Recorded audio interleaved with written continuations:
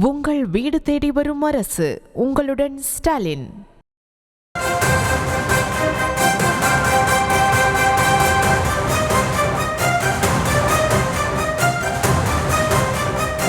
மற்றொரு அண்மைச் செய்தியை பார்த்துக் கொண்டிருக்கிறோம். பணி நிரந்தரம், தனியார் மயம் கூடாது என தூய்மை பணியாளர்கள் கடந்த 10 நாட்களாக போராட்டம் நடத்தி வந்த நிலையில் அவர்களுடனான பேச்சுவார்த்தையானது தோல்வி கண்டிருக்கிறது. முழு விவரங்களோடு செய்தியாளர் ஜெரி இணைப்பில் இருக்கிறார். ஜெரி, வணக்கம். தொடர்ந்து அவங்க ரொம்ப நாளா போராடிட்டு இருக்காங்க. பேச்சுவார்த்தை எத்தனாவது கட்டமாக நடைபெற்றுச்சு? முழு விவரம் என்ன?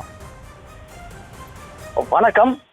தொடர் போராட்டத்தில் ஈடுபட்டுள்ள தூய்மை பணியாளர்கள் 7வது முறையாக அரசுடன் பேச்சுவார்த்தையில் ஈடுபட்டனர். அந்த பேச்சுவார்த்தையில் அமைச்சர் சேகர்பாபு, மேயர் பிரியா, மாநகராட்சி ஆணையர் குமரகுருபரன் ஆகியோருடன் இந்த பேச்சுவார்த்தை தொடர்ச்சி நடைபெற்றது.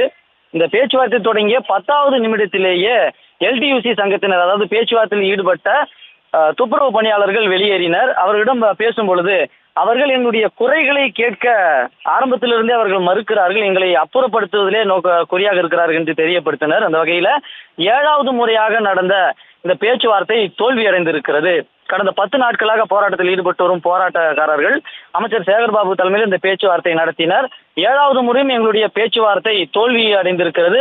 எங்களுடைய காலவரையற்ற இந்த போராட்டத்தை தொடங்குவோம் என்று போராட்டத்தை தொடர்ந்து நடத்தி கொண்டிருக்கிறார்கள்.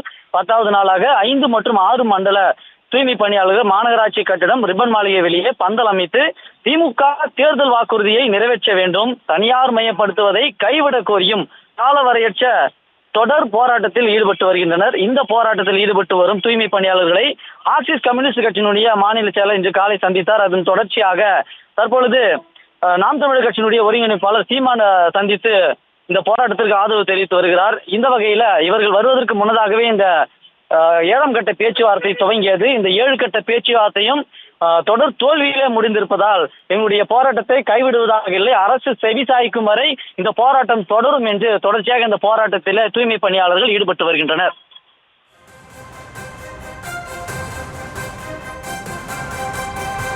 விவரங்களுக்கு நன்றி ஜெரி. உங்கள் வீடு தேடி வரும் அரசு. உங்களுடன் ஸ்டாலின்.